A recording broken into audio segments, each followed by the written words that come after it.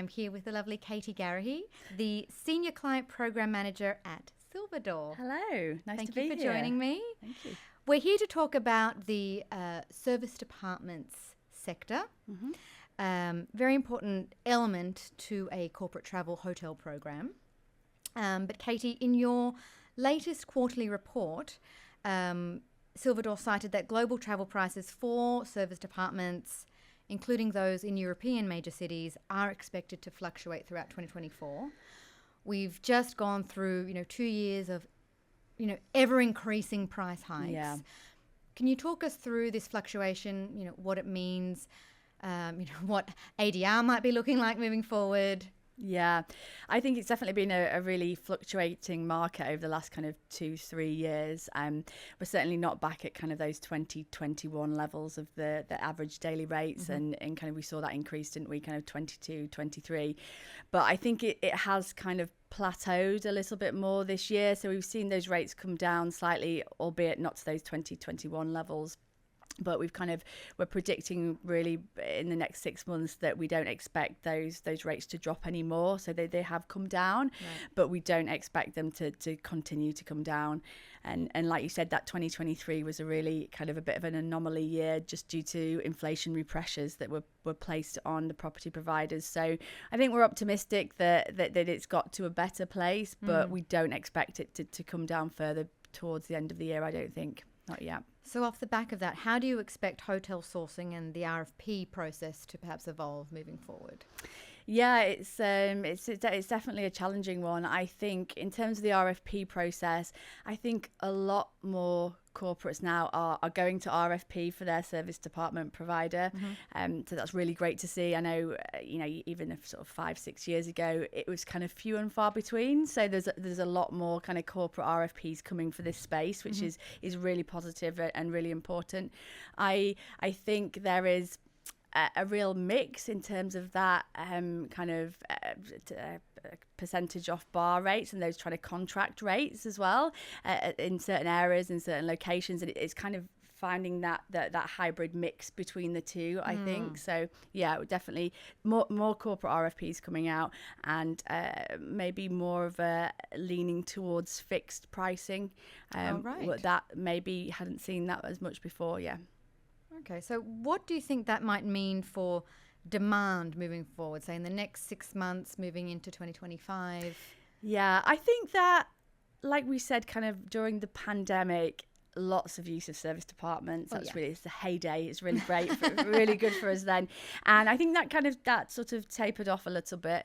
And now we're really kind of we're seeing, I think that start to build up again. I think there is, because of the focus on sustainability and kind of the ROI of a trip, and the making sure it's value, and really kind of big corporates now kind of trying to still contain those costs. I think we do see those kind of, the trips are fewer but longer in duration.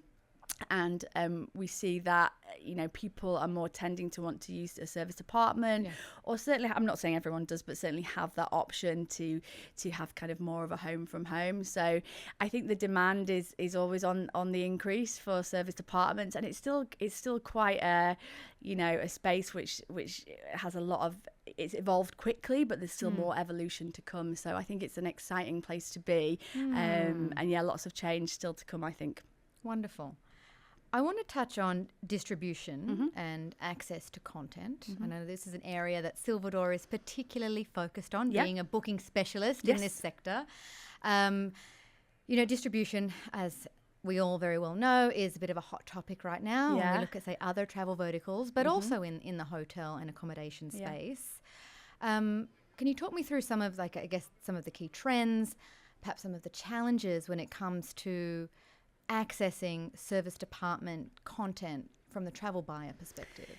Yeah, such a good question. It's like we said before, it's kind of like a really interesting space at the moment, because I think there has been a focus from the travel buyers on the service department sector, and they want to now bring that into their world, into their ecosystem. And there are some kind of barriers to that, as there is a lot of things, but SilverDoor have our API now, so to be able to bring that service department content into the online booking tool and into that space. So When was that launched? Good question. Probably about 6 months ago now, I believe. So it's pretty fresh. fresh. It's fresh, fresh out the box. So that's kind of there at the moment. And I think from conversations that I'm having with our clients, they are wanting to have that content in one space. Make it easy for the traveller to book, make them, be able to kind of keep that in one space, so they don't have to kind of go out into another booking tool.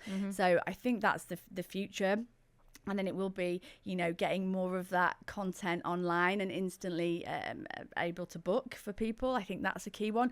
Now, service departments, not everyone wants to be able to instantly book a service department. So those shorter lengths of stay for business travel, you might want to do a 14-night stay. You know where you want to stay. It's easy to book and you book on live availability. But I think you'll always have that element with service departments where people who are relocating, people who are coming for, 6, 12 months, sometimes you want to have a conversation with someone and ask them, you want maybe a bit more of a white glove approach to things and just really understand, that many people bring their families, their pets, and that can be more of a conversation needs to be had. So I think there's that duality to it, Yeah. And you see that coming through even from the corporate travel side, that there's a mix of that white glove service and that instant need to instantly book online. And I think what I've seen a lot at the moment is kind of really the business travel side putting their arms around the global mobility side as well, and kind of bringing those two pieces together and kind of really capturing that whole spend in one space. And that's been a relatively new thing over the last couple of years, kind of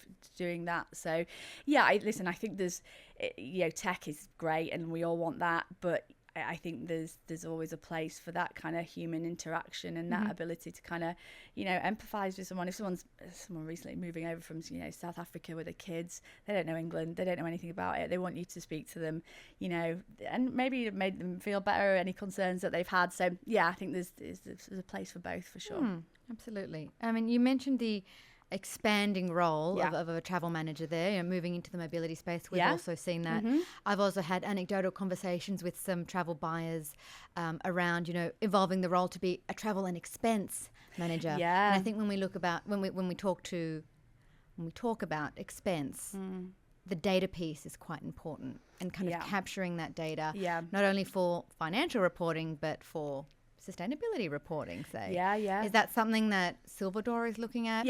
So obviously we've got the tools that we've implemented recently is the carbon calculator. Yes. So that's you are able to see the carbon emissions per night of your stay for a service department, and often a service department can be more carbon efficient than a hotel. So that's how things like for example, they often don't have F&B outlets in a service department, so there's kind of none of that. You are in terms of your kind of laundry, you're not getting housekeeping every day, so that's a broad brush statement, isn't it? But things like that, those but every little piece matters. It definitely does. And so we now have our carbon calculator, which uses an algorithm to kind of calculate that carbon emissions per night of your stay. And you can see that on the booking tool. So that really allows you to kind of make those choices and based on what your preferences are. And then for our kind of corporates, that will give them the ability to report on that. And help them with their kind of scope 3 carbon emissions. So we're in the process of that. A lot of it is educating the property providers and making sure they're fully aware of why we're doing it, how important it is to the buyers. And then I think that side of the reporting is really helpful, and you can then make decisions based on that. So it's providing that information, and it's an algorithm, as I said, but we kind of are getting very property specific information now. So some of it's an estimate, but then we've got actual sort of individual property data, so it's much more accurate. The need for consistency is a huge priority for corporate travel managers. It is an issue in the service department space. Is there any tech available, and I'm sure this is something SilverDoor is looking into, that we might be able to use or implement to help us bridge that gap?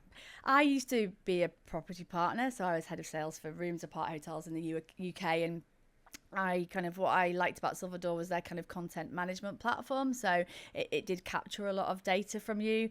It was, you always kind of had to complete it. It had to be 100% for you to be kind of online and on the system.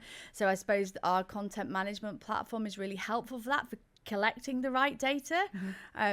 But yeah, I think consistency is always a challenge, and I'm sure there is a lot of tech that we're working on to kind of make sure it is consistent, but it always is a challenge. And I know at SilverDoor we try and engage with our property partners as much as possible to kind of probably educate them, give them knowledge. I think we're in a partnership with the buyer, ourselves, and the property partner about what they're looking for. I think our content management platform, it's got 150-point checklist of what information that we need from them. So we do set that standard there. Yeah. But yeah, I'd be excited to see more consistency for sure. Wonderful. Final question for you, Katie. Looking ahead, the next 6 to 12 months, how do you see the sector changing or evolving to meet, say, new needs from your corporate travel clients? Yeah, I mean, like I said before, I think it's a really exciting time and a time of great change. I think there's a lot of eyes on service departments. You felt like the poor relation maybe for quite a long time, whereas now, there's a lot of competition, within the market. There's a lot of new providers coming on board. The focus on sustainability has made it easier, I think, for service departments. There's definitely a gap in the market for them, and a place on a travel program. So I think that's really exciting, and I just kind of hope the tech and the online connectivity really kind of ramps up at a really quick, fast pace. But I can see that happening with the big corporates with their buying power. If anyone can make things happen, it's them. Oh yeah. Well, Katie, thanks so much for joining me here in the BTN studio. It's been such a pleasure. Thank you so much. Appreciate it.